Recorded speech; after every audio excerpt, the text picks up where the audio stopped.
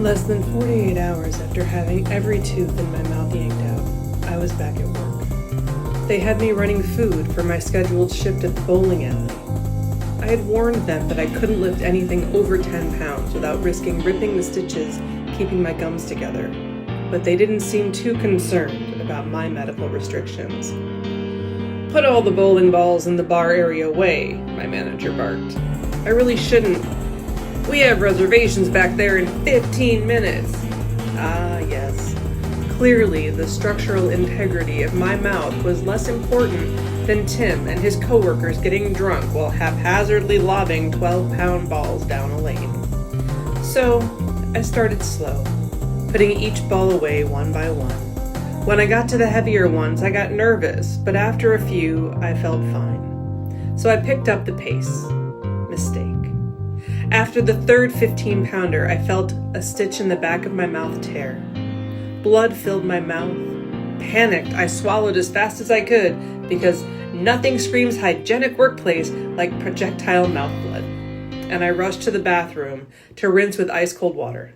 I stared at myself in the mirror, humiliated that this was my life now. Since I was wearing a face mask to hide my toothless situation, no one noticed my little incident. I powered through the rest of my shift at the front desk, dizzy, nauseous, and in pain. Ironically, it was still less pain than before the surgery, but 2 days without teeth had me feeling miserable. I ended up leaving early, annoyed that my workplace treated my post-surgical status as a mere suggestion rather than a very real, very bloody problem. Over the next few months, I still worked full-time, my face mask becoming my best friend. As my mouth healed, my speech improved mostly. My S's, however, refused to cooperate. My coworker, Wynn, found this hilarious and made me a new name tag that read, Lucas. I wore it with pride. Honestly, after being in agony for so long, I didn't mind being toothless one bit. I wasn't embarrassed. I was relieved. I let all my coworkers know that what I was going through, completely shameless. At home, my roommate Katie found endless entertainment in my speech struggles.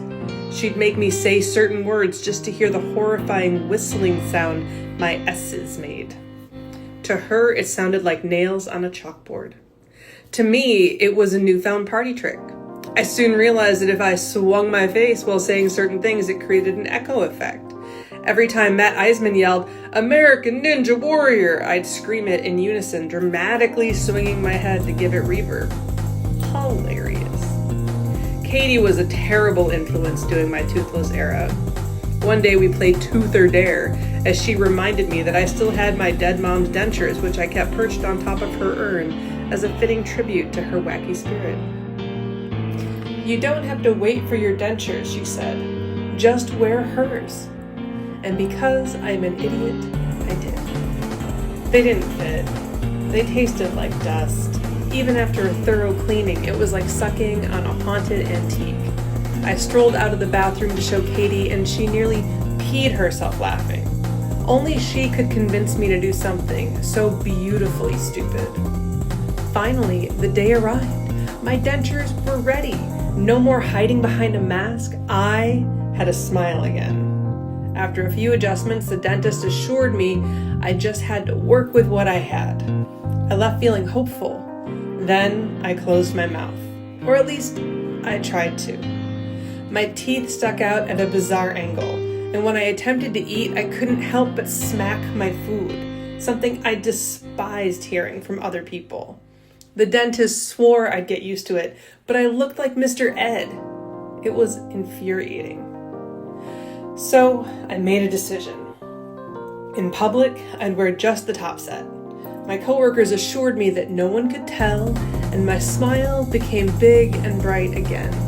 The only catch, I couldn't eat with them in. Around strangers, I stuck to soft foods. Around friends, I popped those bad boys out like it was nothing. It's always a little weird when someone compliments my smile. My first instinct is to blurt out, "Thanks, they're fake," but I don't. They don't need to know. What matters is that I love them. I have no shame in being a denture wearer. Sure, my fear of painkillers played a massive role in why I lost my teeth. So did soda, candy, biting my nails, using my teeth as tools, and maybe not flossing as much as I should have. But the important thing, I can eat most food with my gums, with only minor digestive distress. I work at a fancy hotel now, where hardly anyone knows I have dentures. They feed us at work, so before lunch, I casually slip my teeth into my pocket and eat with a napkin-covered mouth like some 18th century aristocrat with gout. I don't hide them because I'm ashamed. I just don't want to deal with the inevitable questions. I've never done hard drugs, but in Portland, that's everyone's first assumption when they see someone's my age without teeth. So I let them believe I was in an accident. No one needs to know that fear was the real culprit. Maybe one day I'll get implants, if I can ever afford them. Until then, I'll keep rocking my half smile, pocketing my teeth before meals, and taking full advantage of my new superpower. I can whistle like a damn train.